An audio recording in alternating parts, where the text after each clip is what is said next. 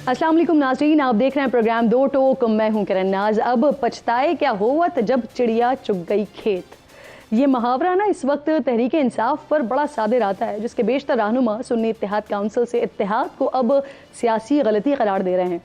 बल्ले का निशान छिन जाने के बाद तहरीक इंसाफ ने पहले अपने अरकान को PTI नज़रियाती के निशान बल्लेबाज पर टिकट जमा करवाने का हुक्म दिया, लेकिन बल्लेबाज जब खुद ही मैदान छोड़कर चलता बना तो फिर कुरैफाल निकला मजलिस वहदतुल मुस्लिमीन के नाम। लेकिन आखिरकार हतमी बात जाकर रुकी सुन्नी इत्तेहाद काउंसिल के स्टॉप पर। लेकिन इस इत्तेहाद के साथ ही मखसूस नशिस्तों का आसरा जाता रहा और अब PTI के मरकजी रहनुमाओं को याद आ रहा है कि यह फैसला तो गलती थी, लेकिन ये गलती किसने की, कैसे हुई, कोई तो इसकी जिम्मेदारी लेगा। लेकिन इसी तहरीक इंसाफ के चेयरमैन बैरिस्टर गौहर अब भी सुन्नी इत्तेहाद काउंसिल के इत्तेहाद के फैसले को बेहतरीन करार देते हुए इसका दिफा कर रहे हैं। बानी चेयरमैन भी इस फैसले को दुरुस्त करार दे रहे हैं। हमने जो कि सुन्नी इत्तेहाद काउंसिल का फैसला पार्टी को ज्वाइन किया था, जो एक प्रॉपर डिसीजन था, सही डिसीजन था, सोच समझ करके हमने कर दिया था, साइन किया था। उस वक्त के जो हालात थे उस हालात के मुनासिबत से और हम उस पर अभी भी कायम हैं। अब इससे नाज़रीन एक बात तो बड़ी वाज़ेह है, बड़ी क्लियर है कि तहरीक इंसाफ अंदरूनी टूट फूट का अंदरूनी खलफशार का शिकार है और इस खलफशार को सुन्नी इत्तेहाद काउंसिल के चेयरमैन साहबजादा हामिद रज़ा ने भी अच्छी तरह से महसूस कर लिया है। तभी तो पहले उनकी PTI कोर कमेटी में सीनियर रहनुमाओं के खिलाफ शिकायत और तलखी की खबरें आईं। फिर उनके ट्वीट ने इस बात पर तस्दीक मोहर सब्त कर दी, जिसमें उन्होंने तहरीक इंसाफ के दोस्तों को मशवरा दिया था कि वो अपने मामलात पार्टी के अंदर ही हल करें, वरना इंतखाबी निशान से लेकर मखसूस नशिस्तों तक उनके पास बताने के लिए वो कुछ है कि लोग शक्ल दिखाने के काबिल नहीं रहेंगे।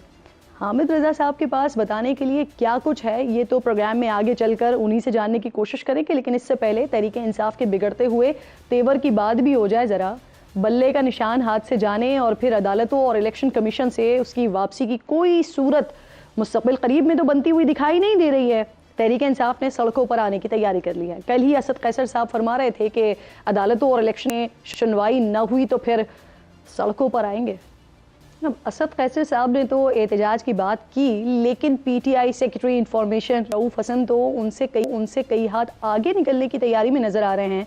आज रोजनामा जंग में लिखे गए अपने कॉलम में रऊफ हसन ने आने वाले दिनों में पुरतशद्दुद अवामी मुजाहिरों का इशारा दिया है। कॉलम में रऊफ हसन ने लिखा है कि अब ये नहीं कि लोग सिर्फ नताइज कबूल करने से गुरेजा हैं, वो गुस्से में हैं और अपना मैंडेट वापस लेने की जिद्दोजहद के लिए कमर बस्ता हैं ताकि उन्हें इख्तिदार सौंप सकें जिन्हें उन्होंने वोट दिए थे। इसमें मुमकिन तशद्दुद की नौबत भी आ सकती है। रऊफ हसन साहब इसी कॉलम में मजीद लिखते हैं कि इस मरहले पर इस सूरत हाल को टालना मुमकिन है, लेकिन वक्त गुजरने के साथ साथ और मौक़िफ़ में मजीद सख्ती आने के बाद उससे निमटना नामुमकिन हो जाएगा। यहाँ नाज़रीन कई सवालात उठते हैं। क्या रऊफ हसन अवाम को पुरतशद्दुद मुजाहिरों के लिए उकसा रहे हैं? क्या तहरीक इंसाफ फिर से इदारों को धमका रही है? सुन्नी इत्तेहाद काउंसिल की तहरीक इंसाफ में जम होने की बातें भी शुरू हो गई हैं। क्या साहबजादा हामिद रज़ा इसके लिए तैयार है?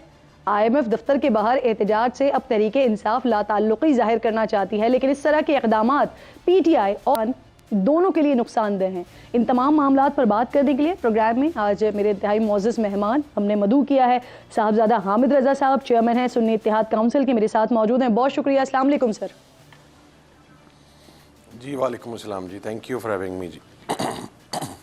बहुत शुक्रिया हामिद साहब। सबसे पहले तो ये सब फरमाइए सर, इलेक्शन के बाद पाकिस्तान तहरीक इंसाफ के जमात इस्लामी, PTI, पार्लियामेंटेरियंस, मजलिस वहदतुल मुस्लिमीन, इन तमाम से राब्ते हो रहे थे। इनमें से फिर दो जमातों से तकरीबन मामलात फाइनलाइज होने तक पहुंच गए, लेकिन जब ऐलान हुआ तो पता चला कि आज़ाद उम्मीदवार सुन्नी इत्तेहाद काउंसिल में शामिल हो गए हैं।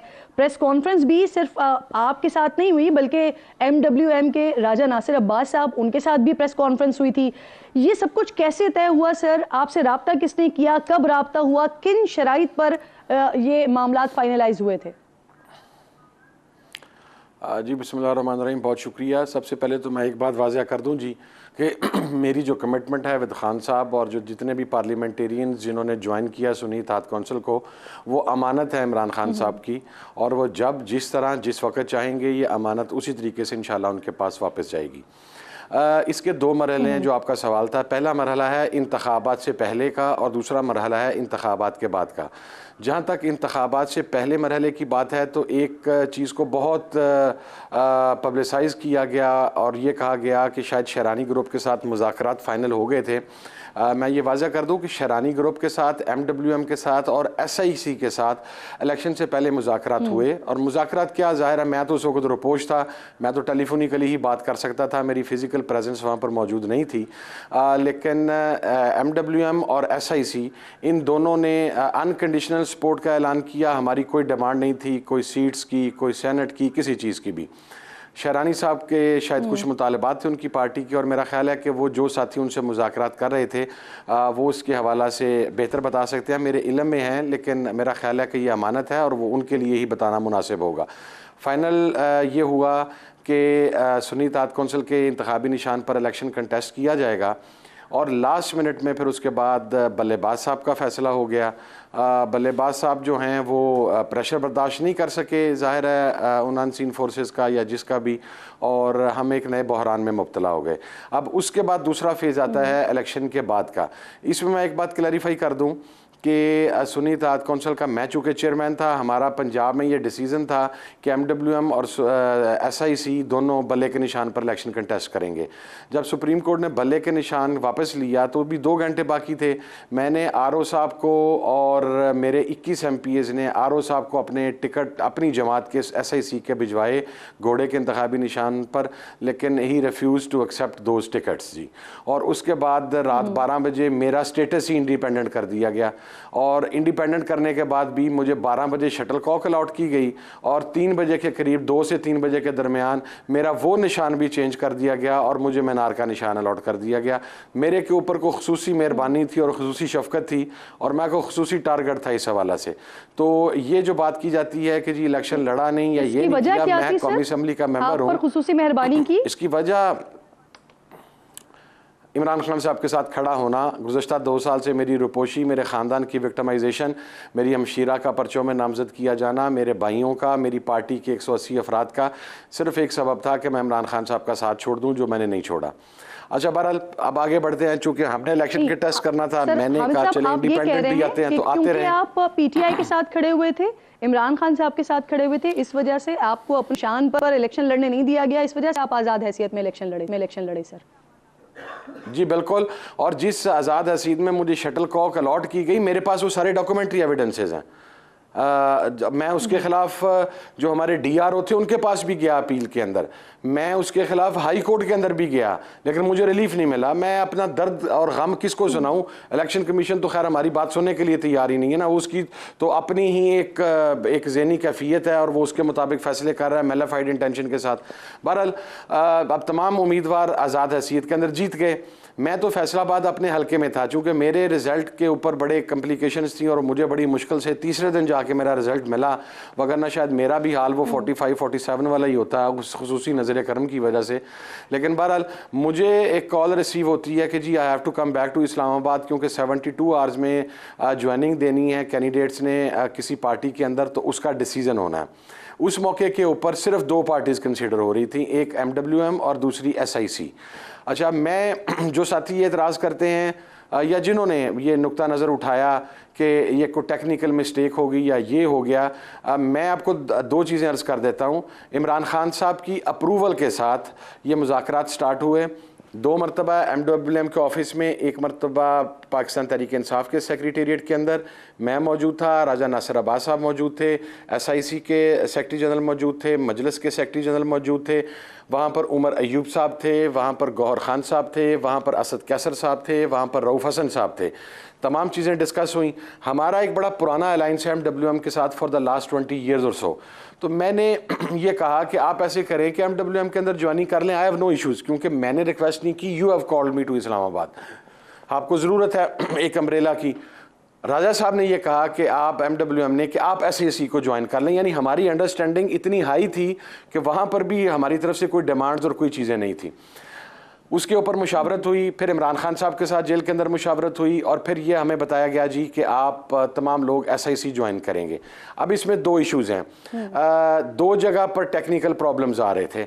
एक तो ये टेक्निकल प्रॉब्लम था कि चूंकि मुझे लड़ने नहीं दिया गया तो मेरी पार्टी की हैसियत होगी पॉलिटिकल पार्टी की, और MWM का एक कैंडिडेट जीत गया तो उनकी हैसियत होगी पार्लिमानी पार्टी की।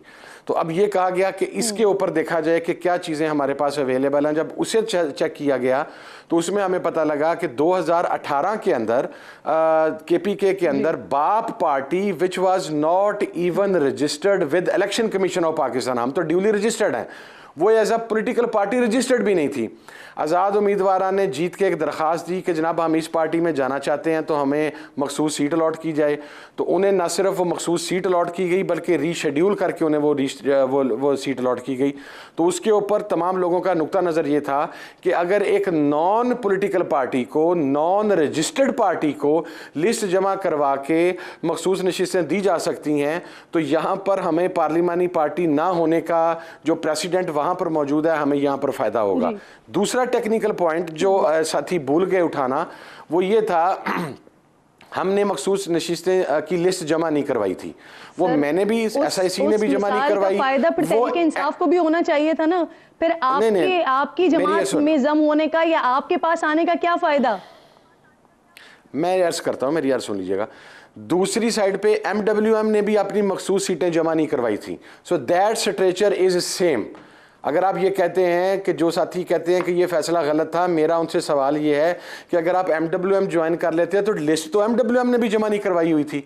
फिर आर्टिकल 51 को देखा गया, उसके अंदर क्लियरली ये चीज़ डिफाइन की गई है कि एनी इंडिपेंडेंट जो कामयाब होता है he has the right to join a political party within 72 hours of his notification. वहाँ पर पार्लिमानी पार्टी का लफ्ज़ नहीं है, पॉलिटिकल पार्टी का लफ्ज़ है।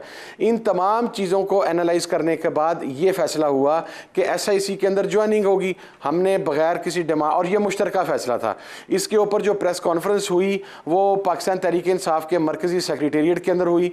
वहाँ पर MWM की क़यादत मौजूद थी, वहाँ पर सुन्नी इत्तेहाद काउंसिल की क़यादत मौजूद थी, और ऑब्वियसली वहाँ पर पाकिस्तान तहरीक इंसाफ चूँकि होस्ट कर रही थी उनकी क़यादत मौजूद थी। तो मैं इसे वहाँ को दूर कर दूँ, लेकिन रिजर्व सीट से ज़्यादा जो चीज़ डिस्कस हुई थी, जो मेन मोटिव था MWM या सुन्नी इत्तेहाद काउंसिल को ज्वाइन करने का, क्योंकि हमारा ये सवाल था कि हमें इंडिपेंडेंट रहने दिया जाए सबको, ये हम इनको नहीं रहने देते। उसका जवाब ये आया, और फिर हमारे पास भी सोर्सेज से इतला ये आई कि अगर तमाम कैंडिडेट्स जो 300+ पार्लियामेंटेरियंस हैं उनका स्ट्रेचर इंडिपेंडेंट हो जाता है तो डिफेक्शन क्लॉज के तहत फिर उन्हें फ्लोर क्रॉसिंग से नहीं रोका जा सकेगा। वो कल कलां को 10 से 15 लोग नून लीग को दिए जाएंगे, 20 से 25 लोग पीपल्स पार्टी को, और 10 से 15 IPP को। मैं जरा इसको बहुत आसानी के साथ ना आपसे समझना चाह रही हूँ सर। अब आपने बहुत सारी बातें की हैं, उसमें से कोशिश करूंगी कि जितने सवाल आपसे कर सकूं। सर सबसे पहले तो ये बताइए, आपने बताया आपसे भी मीटिंग्स हो रही थी, डिस्कशंस हो रही थी, मजलिस वहदतुल मुस्लिमीन के साथ भी हो रही थी, 3 जमातों के साथ बेसिकली डिस्कशंस हो रही थी। मौलाना शेरानी साहब ने अपने दो तीन मुतालबात रख दिए जिसकी वजह से उनके साथ मामला फाइनलाइज नहीं हो पाए, तो बाकी बची 2 जमातें, आप बचे, MWM बची। तो सर ये बीच में फिर बल्लेबाज कहां से आ गई? देखिए इसका फैसला मैं तो उस वक़्त रुपोश था जी, और उस वक़्त मुझे तकरीबन 9 माह हो चुके हुए थे। मेरे तक तो टेलीफोनिकली पहुंचने के लिए भी कुछ 6 घंटे का मार्जिन चाहिए होता था, चूँकि मैं 4-5 वॉइस के ज़रिए मुझे मैसेज कम्युनिकेट होता था। तो मेरे इल्म में ये नहीं है कि बल्लेबाज का फ़ैसला यकीनन पाकिस्तान तहरीक इंसाफ की क़यादत ने ही किया, और उसके अंदर वो शायद ये एक्सपेक्ट नहीं कर रहे थे कि बल्लेबाज साहब जो हैं वो प्रेशर नहीं बर्दाश्त कर सकेंगे और स्किप कर जाएंगे। तो मैं ऑनेस्टली अगर आपको बताऊं कि मेरे इल्म में नहीं है कि बल्लेबाज का फैसला किसने किया और कहां से हुआ जी। सर मौलाना शेरानी साहब ने क्या डिमांड्स रखी थी PTI से? मेरा ख्याल है कि मेरी चूँकि कोर कमेटीज़ डिस्कस होती हैं, वो अमानत होती हैं हम सब के ऊपर जो कोर कमेटी के मेंबर्स हैं, और मैं भी चूँकि एक मेंबर हूँ कोर कमेटी का, तो अगर मैं वो कोई चीज़ बताऊँगा तो मेरी साइड से वो बदयांती होगी। डिफरेंट टीम्स तरतीब दी गई थी, शेरानी साहब के साथ मुज़ाकरात के लिए भी, हमारे साथ MWM के साथ। मेरा ख्याल है कि उस टीम के ही अगर कुछ लोग इस हवाले से वाज़िया करना चाहें, अगर PTI की पॉलिसी है तो ज़्यादा मुनासिब रहेगा जी। जी, और सर आपके साथ कम्युनिकेट कौन कर रहा था? मेरे साथ कम्युनिकेट रऊफ़ हसन साहब ने किया जी, गौर खान साहब ने किया, उमर अयूब साहब ने किया। मीटिंग्स में असर कैसर साहब मौजूद रहे। PTI की तमाम जो मेन हायरार्की है वो इन तमाम मीटिंग्स में मौजूद रही जी। सही सर, कॉन्ट्रडिक्शन इस वजह से आ रहा है बात में, क्योंकि आप कह रहे हैं कि आपकी अप्रूवल या आपको अगर रब्ता किया गया तो वो बानी चेयरमैन जो हैं उनकी ख्वाहिश पर या उनकी कमिटमेंट पर आपने अपनी कमिटमेंट दिया, उनकी बात पर आपने अपनी कमिटमेंट दी है। लेकिन सर बैरिस्टर अली जफर साहब, जिन्हें खान साहब ने खुद चेयरमैनशिप के लिए नामजद किया था, बहरहाल उन्होंने इनकार कर दिया। वो कह रहे हैं कि जब उन्होंने खान साहब से मुलाकात की तो खान साहब से जब उन्होंने पूछा आपके साथ इत्तेहाद का, तो खान साहब इस बात से लाइल्म थे। शेर अफजल साहब, वो कल मेरे प्रोग्राम में मौजूद थे, वो कह रहे हैं कि ये नादीदा कुव्वतों की हिदायत के ऊपर इत्तेहाद हुआ है आपके साथ। अच्छा, शेर अफजल साहब ने तो कल रात को ये बात कह दी 2 टीवी प्रोग्राम्स में, आप कहती हैं तो मैं क्लिप भिजवा देता हूँ। उन्होंने कहा कि मेरे बयान को तरोड़ मरोड़ के बयान किया गया सियाको सबाक से हट के, और सुन्नी इत्तेहाद कौंसिल के तो हम एहसानमंद हैं कि जब हमारी पार्टी को एक अम्ब्रेला की ज़रूरत थी और हम बिखरने वाले थे तो उन्होंने अपनी अम्ब्रेला प्रोवाइड की और उन्होंने गैर मशरूत ताउन किया। मेरे पास शेर अफजल साहब का ये बयान भी मौजूद है। मुझे नहीं पता कि मैं दोनों में से किस बयान को लूँ। जहाँ तक अली जफर साहब के बयान का ताल्लुक है, मेरी तरफ से उनका बयान उस वक्त के बाद आया जब आपने अपना ट्वीट किया सर। अब ये मैं नहीं कह सकता, टाइमिंग मैंने चेक नहीं की जी। लेकिन जहाँ तक अली जफर साहब का ताल्लुक है, देखिए आपको एक चीज़ को अंडरस्टैंड करने की ज़रूरत है कि एक ब्लॉक ऑफ पीपल हैं, डिफरेंट ब्लॉक ऑफ पीपल हैं जो इमरान खान साहब के साथ जेल के अंदर मुलाकात करते हैं। उसके अंदर एक ब्लॉक है फैमिली का, एक ब्लॉक है लॉयर्स का, एक ब्लॉक है पार्टी के पॉलिटिकल जो नुमाइंदगान हैं उनका। जो ब्लॉक है लॉयर्स का, इन तीनों की एट अ टाइम प्रेजेंस बहुत कम होती है जी। मोस्टली फैमिली और लॉयर्स होते हैं तो पॉलिटिकल लोग नहीं होते, लॉयर्स और पॉलिटिकल लोग होते हैं तो फैमिली नहीं होती। तो मैं उसमें अली जफर साहब को ये मार्जिन ज़रूर दे सकता हूँ कि हो सकता है, और बहुत सारे फैसलों में ऐसे हुआ भी है, जैसे आज सेनेट के हवाले से हुआ कि हमा वक्त तमाम लॉयर्स मौजूद नहीं होते, तो जिस वक्त खान साहब से ये बात की गई उस वक्त शायद अली जफर साहब वहाँ पर मौजूद ना हो, और जब MWM के हवाले से बात की जा रही थी तो शायद उस वक्त अली जफर साहब मौजूद थे। लेकिन ये मैं आपको बात मुसद्दका तौर पे मुकम्मल जिम्मेदारी के साथ बता सकता हूँ कि मैंने 1 या 2 सोर्स नहीं, मुझे 5 सोर्सेज की तरफ से कांटेक्ट किया गया था और मुझे 5 सोर्सेज की तरफ से इस बात को कंफर्म किया गया था, जिसके अंदर फैमिली सोर्सेज भी थे, यानी जिनकी प्रेजेंस में ये बात हिदायत के ऊपर आपके साथ सारा राब्ता हो रहा है। बिल्कुल ठीक। हामिद साहब, कल आपने एक्स पर लिखा सर कि जो रहनुमा ये बयानात दे रहे हैं वो कहीं और से हिदायत लेकर फूट डलवाने की कोशिश कर रहे हैं, तो सर कहाँ से आ रही है ये हिदायत और मकसद क्या है इसका? देखें, मैंने जब बात को आगे नहीं बढ़ाया तो उसकी बुनियादी वजह यह है कि हमारी जो मेन मकसद है वो इमरान खान साहब की रिहाई है और मैंडेट की वापसी है। मैं ये नहीं चाहता कि किसी बयान की वजह से मामला आगे बढ़ें। अगर मैंने बयान करना होता तो मैं कल ही कर देता। रिजर्वेशन हम सब, मेरे पर भी रिजर्वेशन जिस तरह शेर अफजल साहब के बयान से जाहिर हुआ। अच्छा, हालांकि मैं एक और बात भी वाज़ह कर दूँ, मेरे मुखातब शेर अफजल साहब थे ही नहीं। ये पता नहीं, चूंकि उनकी स्टेटमेंट पहले चली हुई थी तो इस वजह से ये समझ लिया गया, मैं उन्हें एड्रेस ही नहीं कर रहा था। और आपने इन रिजर्वेशंस का इजहार जो है वो कोर कमेटी मीटिंग में भी किया है? नहीं, मैंने को, अच्छा ये बात भी मैं आपको वाज़ह कर दूं, जो परसों की कोर कमेटी का इजलास था, मैं उस वक्त कौमी असम्बली की पार्किंग में था, चूँकि सेनेट का वोट था, मैंने वहाँ पर वोट कास्ट करना था। मेरे साथ दूसरी गाड़ी के अंदर 2 लोग और थे जिन्होंने कोर कमेटी का इजलास कौमी असम्बली की पार्किंग में अपनी गाड़ी में बैठ के किया, चूँकि उस वक्त हमारे साथ कोई नहीं होता जब हम जूम लिंक के ऊपर वो मीटिंग अटेंड करते हैं, कॉन्फिडेंशियल होती है। मेरी तरफ से कोई एक सिंगल बात नहीं की गई। आप इस चीज़ की तस्दीक कोर कमेटी के तमाम मेंबरान की तरफ से कर लें कि इवन ये इशू डिस्कस भी नहीं किया गया। मैं गाड़ी से निकल के असेंबली में दाखिल हुआ हूँ, मैं वोट कास्ट कर रहा था। असद कैसर साहब ने, जी असद कैसर साहब कह रहे हैं कि अगर बल्ले का निशान वापस मिल जाता है, जिसे रिट्रीव करने की कोशिशें PTI की तरफ से की जा रही हैं, तो अगर ये हो जाता है तो फिर SIC जो है वो पाकिस्तान तहरीक इंसाफ में जम हो जाएगी। आप चेयरमैन हैं इस जमात के, आप राजी हैं इसके लिए? नहीं, देखें, पहले मैं वाज़ह कर दूं कि ये सारी सीटें इमरान खान साहब की अमानत है, जैसे वो कहेंगे वैसे होगा। लेकिन मेरे साथ पाकिस्तान तहरीक इंसाफ की क़यादत की तरफ से इस हवाले से अभी तक कतन किसी किस्म की ना को बात की गई है, ना मुशावरत की गई है। दूसरा ये है कि चूँकि हमारी जमात का अपना प्रॉपर सेटअप मौजूद है, आप कह रहे हैं कि अमानत है, तो क्या आपकी पार्टी भी अमानत है? फिर आप जम हो जाएंगे क्या? अगर आपको कहा जाता है? नहीं, मैं उसके अंदर एक बात दूं, चूंकि पार्टी के अंदर मैं पार्टी के आइन और दस्तूर के मुताबिक पार्टी की शूरा और आमला के फैसलों का पाबंद हूं। तो अगर कोई ऐसी बात मेरे साथ की जाती है तो ये बात मैं शूरा और आमला के सामने रखूंगा और फिर जो वो फैसला करेंगे उससे मैं पाकिस्तान तहरीक इंसाफ की क़यादत को आगाह करूंगा। और आपकी ज़ाती राय क्या है सर?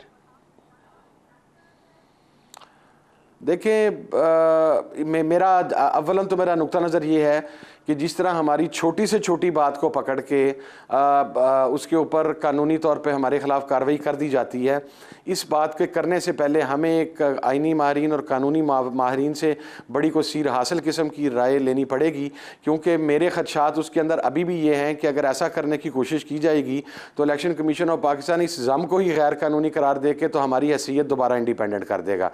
मेरा अभी तक का एनालिसिस ये है और बहुत सारे दीगर लोगों का एनालिसिस भी ये है, लेकिन अगेन चूंकि ये अभी तक इशू रेज नहीं हुआ तो हमने इसके ऊपर कोई डिबेट नहीं की। जब इशू रेज होगा तो बात तौर पर मसाइल ना हो तो आपकी जाती ख्वाहिश यही होगी कि पाकिस्तान तहरीक इंसाफ में जम हो जाए? नहीं, मैं अपनी ज़ाती ख्वाहिश का इज़हार अपनी शूरा और आमला के फ़ैसले के बगैर तो नहीं ना जी कर सकता। बाज़ औक़ात मेरी ज़ाती ख्वाहिश कुछ और होती है लेकिन मेरी शूरा और आमला मुझे फ़ैसला कुछ और सुना देती है। मतलब मेरी ज़ाती ख्वाहिश ये थी कि चूँकि पहले टिकट का फ़ैसला मेरे हक़ में हुआ था कि टिकट मेरा दिया जाएगा, तो मेरी ज़ाती ख्वाहिश ये थी कि जॉइनिंग जो है वो MWM के अंदर हो जाती तमाम लोगों की, ताकि दोनों इत्तेहादी हर लिहाज से खुश रहते। लेकिन वो जब मेरे पे ये कहा गया कि नहीं जी तो मेरी शूरा और आमला ने उस फैसले की तौसीक कर दी तो मैंने फिर उस फैसले को तस्लीम किया। तो मेरी ज़ाती ख्वाहिश की इस वक्त कोई हैसियत नहीं है, चूँकि ये पार्टी का इशू, मेरी ज़ाती ख्वाहिश अप्लाई करती है मेरी ज़ात के ऊपर। मैं पार्टी के ऊपर मैं कोई भी फैसला उनकी मर्जी के बगैर नहीं बता सकता। मैंने कोई ब्रेक लेना है। हामिद साहब मुझे बताइए, सेनेट के लिए नाम दिए हैं आपने कोई? नहीं, मेरी पार्टी की तरफ से कोई डिमांड नहीं है। मुझे ये कहा गया था एक चंद साथियों की तरफ से कि मैं जब रिज़र्व्स की लिस्ट जमा करवाई जा रही थी तो मैं अपनी हमशीरा, चूँकि वो 9 मई के अंदर नॉमिनेट भी की गई हैं, उनका नाम दे दूं, लेकिन मैंने इनकार कर दिया था कि मेरी ये जो खान साहब के साथ ताउन है ये अनकंडीशनल है और मैं को ऐसा इंप्रेशन भी नहीं देना चाहता जहाँ से ये चीज़ सामने आए कि शायद मैंने को अपना ज़ाती मफाद या मेरी पार्टी ने ज़ाती मफाद पूरा किया। तो हमारी SIC की तरफ से सेनेट की कोई डिमांड नहीं है जी। सही, बहुत बहुत शुक्रिया। हामिद रजा साथ मौजूद थे, इंपॉर्टेंट गुफ्तगू कर रहे थे। एक छोटा सा ब्रेक लीजिए नाज़रीन, ब्रेक के बाद वापस आते हैं तो हुकूमरान जमातें वो इस वक्त क्या कर रही हैं इस पर बात करते हैं ब्रेक के बाद।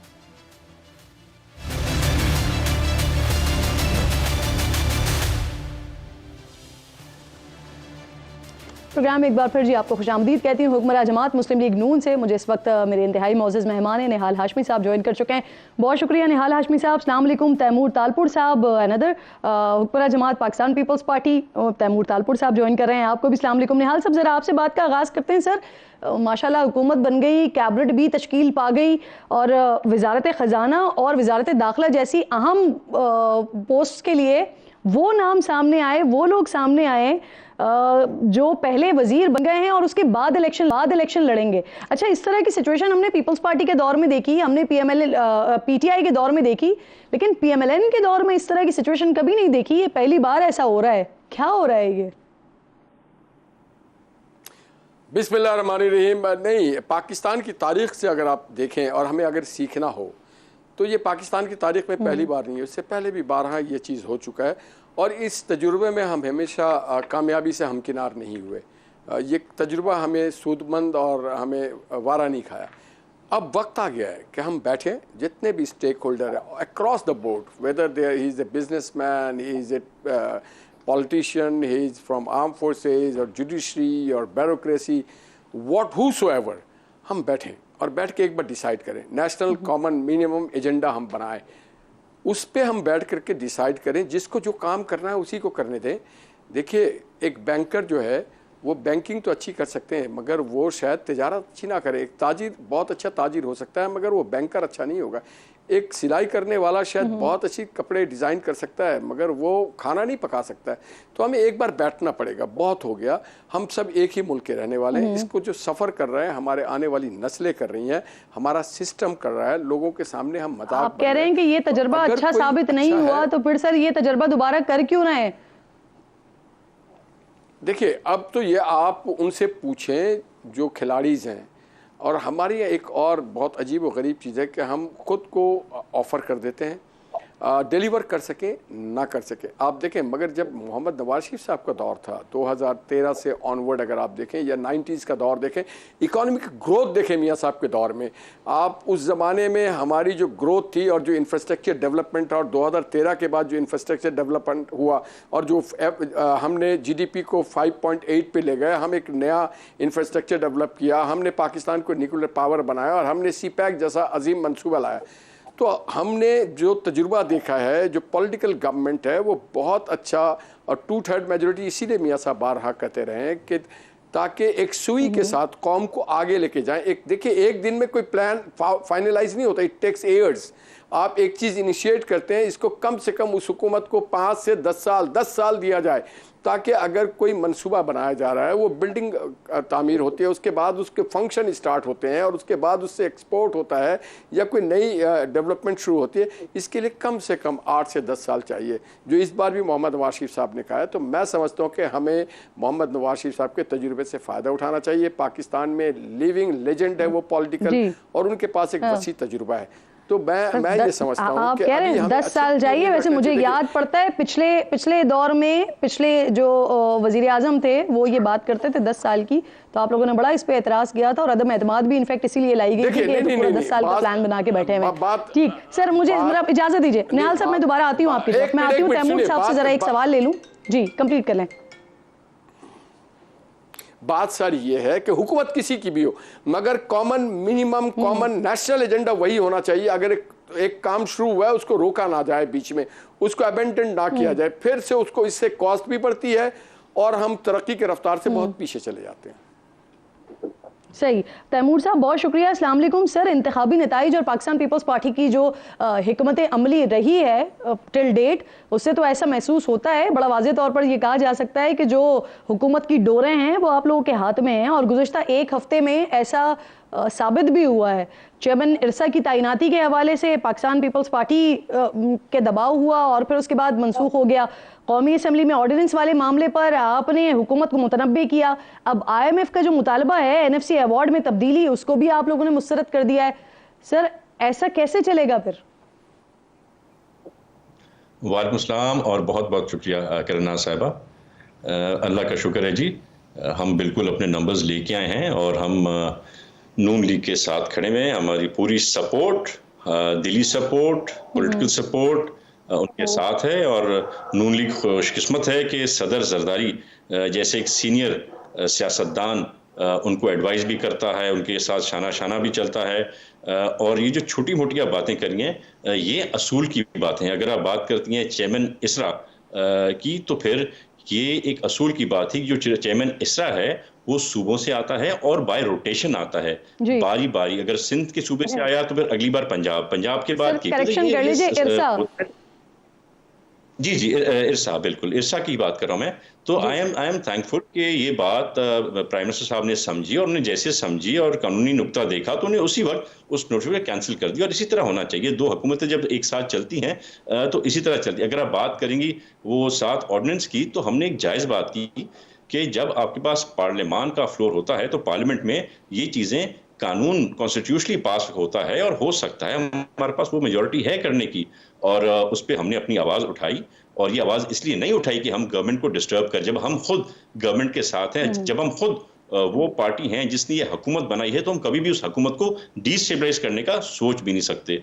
तो हमने एक कानूनी बात की, एक डेमोक्रेटिक बात की, पॉलिटिकल बात की कि भाई ये चीजें कॉन्स्टिट्यूशनली कानून बनने चाहिए। पर ये भी उनकी मेहरबानी नून लीग की कि बैक टू द कमेटीज में हम जायजा लेंगे और उसके बाद फिर ये कानून बना के लाएंगे।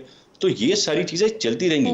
जब भी खड़े होने की बात आएगी तो पाकिस्तान पीपल्स पार्टी शाना बशाना खड़ी होगी नून लीग के साथ, पर जब असूल की बात आएगी तो हम असूल की बात पे खड़े रहेंगे, जैसे हमेशा खड़े होते रहे हैं। और हमें पूरी उम्मीद है कि जब भी हमारी बात सही और सच की होगी और कॉन्स्टिट्यूशन होगी, तो नून लीग भी हमारे साथ उसी तरह से, जिस तरह से अभी चल रही है उसी तरह से चलती रहेगी।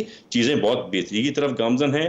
आपने देखा है जो हमारे नेबरिंग कंट्रीज हैं, या वो जो मैटर करते हैं, या रशिया हो, चाइना हो, ईरान हो, और बहुत से मुल्क हैं, सऊदी अरेबिया हो, वो बहुत खुश हैं इस नई मिलाप से जिसमें नून लीग मियाँ साहिबान और प्रेसिडेंट जरदारी इकट्ठा एक साथ खड़े हुए हैं एक छतरी के साथ, तो लोगों ने ये एक एतमाद देखा है, एतमाद पैदा हुआ है फॉरेन पावर्स का, फॉरेन इन्वेस्टमेंट्स का। और मैं समझता हूँ 2 साल में आप देखेंगी कि ये जो हमारा रोड मैप है, political road map, economic road map, democratic road map, आप बहुत बेहतरी की तरफ जाना शुरू हो जाएगा। आपने देखा है किस तरह से डॉलर की रेशो में रुपये ऊपर गया है। तो ऐसी बहुत सी चीजें हैं जो अच्छे इकोनॉमिक पॉइंटर्स हैं। बेहतरी की तरफ कैसे जाएंगे जब तक कंसेंसस डेवलप नहीं होगा? जो कुछ वहां से आ रहा है वहां पे आप लोग एतराज करते हैं और फिर वो सेटिसाइड हो जाता है, तो फिर आगे मामला बढ़ेगा कैसे? इस पर मजीद बात करते हैं, एक छोटा सा ब्रेक लेते हैं, ब्रेक के बाद वापस आते हैं।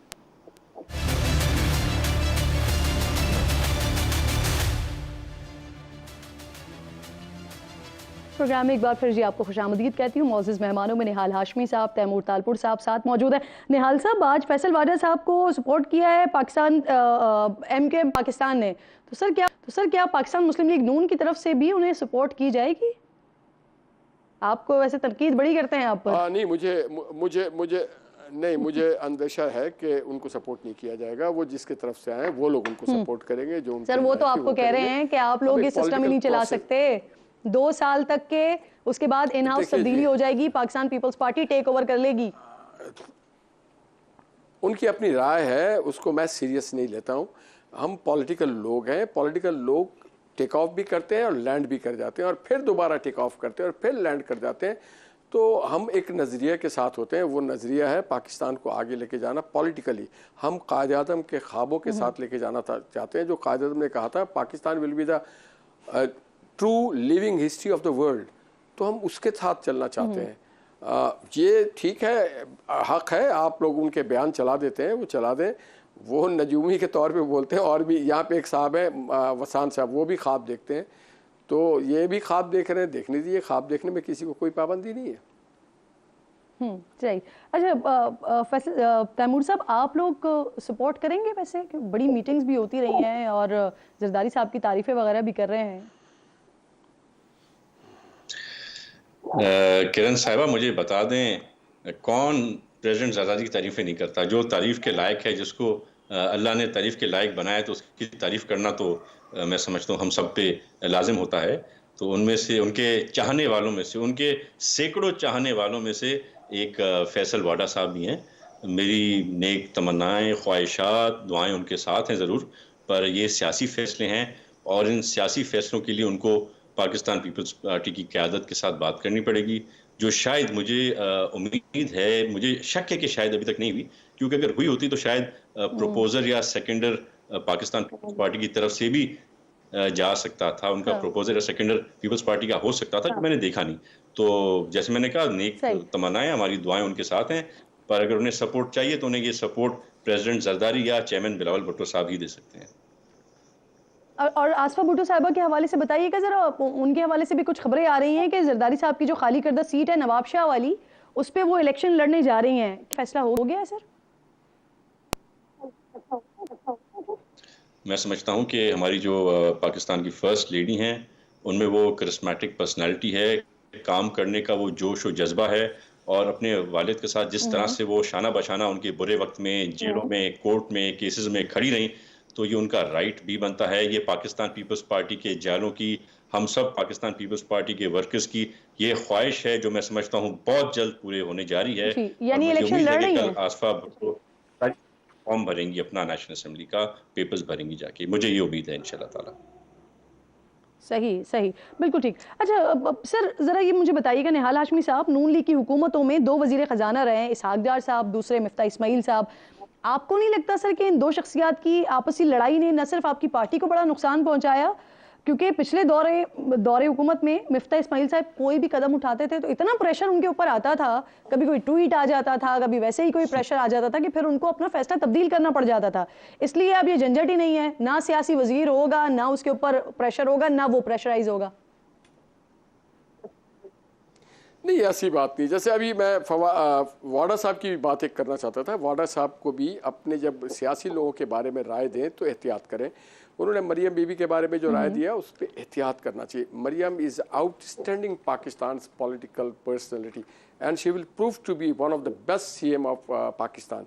अब रह गया इनकी जो बात करें, देखिए मिफ्ता इस्माइल साहब सियासी तजुर्बा नहीं रखते थे। सियासी हुकूमत में आपको अपनी पार्टी की पॉलिटिकल विल के साथ चलना पड़ता है। इसहाक डार साहब जो है पार्टी की पॉलिटिकल विल के साथ चले, और इसहाक डार साहब का दोनों टेन्योर बड़ा क्लासिक था तीनों। बल्कि मैं अगर ये आपको बताता चलूँ कि इसहाक डार साहब ने पहले वजीर ख़जाना थे जिन्होंने IMF के प्रोग्राम को कंप्लीट किया था और उसको अल्लाह हाफिज़ कह दिया था, टाटा बाय बाय कर दिया था। मगर चूंकि बीच में फिर 2018 के बाद PTI की गवर्नमेंट आई और उसके पास वो तजुर्बा नहीं था और वो बार बार चेंज करती रही अपने वजीर ख़जानों को, तो जो उन्होंने कर्जे लिए वो 75 सालों में लोगों ने नहीं लिए थे, जो उन्होंने 4 सालों में ले लिए। तो उसके वजह से मुल्क हमारा सफ़र करता रहा। और कोई अगर आप अपराइट पॉलिटिकल विल के साथ, विजन के साथ, विजडम के साथ काम करेंगे तो कोई आपको डिस्टर्ब नहीं करेगा। मगर मिफ्ता इस्माइल साहब जो थे वो अपने विल, विजन और विजडम के साथ काम कर रहे थे। वहाँ आप जब पॉलिटिकल गवर्नमेंट होती है तो पॉलिटिकल जो लीडरशिप है उसकी मर्जी से काम करना चाहिए। तो उन्होंने, उनके ऊपर कोई प्रेशर नहीं था। अगर वो ठीक काम कर रहे होते तो प्रेशर को नहीं लेते। इसहाक डार साहब चीज़ों को समझते थे और समझ के उसको हल करते थे, और उनका ट्रैक रिकॉर्ड है कि he has proven that he is one of the Majeed successful बात हो सकती है, लेकिन finance वक्त minister of बिल्कुल खत्म Pakistan। हो गया मेरे पास। तैमूर साहब लास्ट में सर मुझे ये बता दें, ये वफाकी वजीर खजाना मोहम्मद औरंगजेब साहब कह रहे हैं PIA की निजकारी के हवाले से कि इसको जल्द से जल्द मुकम्मल कर लिया जाएगा। पाकिस्तान पीपल्स पार्टी हमेशा प्राइवेटाइजेशन के खिलाफ रही है, निजकारी को मजदूर दुश्मन पॉलिसी समझा जाता है। तो सर फिर आप साथ देंगे हुकूमत की इस पॉलिसी का? हम हमेशा निजकारी के खिलाफ रहे हैं और निजकारी के खिलाफ हैं, और हम समझते हैं कि चीज़ों को बेहतर किया जा सकता है अगर हमारी नेक नियति से काम किया जाए। अगर हमारे इरादे पक्के हैं, अटल हैं, तो ये चीज़ें हो सकती हैं। पर अगर ऐसी कोई होगी तो उस पर बैठ के मैं आप समझते हैं चीजें बेहतर तरीके से हल हो। बहुत शुक्रिया। तैमूर तालपुर साहब साथ मौजूद थे, निहाल हाशमी साहब आप साथ मौजूद थे। वक्त खत्म हो गया। इंशाल्लाह नाजरीन से मुलाकात होगी कल। अपना और अपने मुल्क का खास ख्याल रखिए और फ़लस्तीन को अपनी दुआओं में याद रखिए। अल्लाह ने के बाद।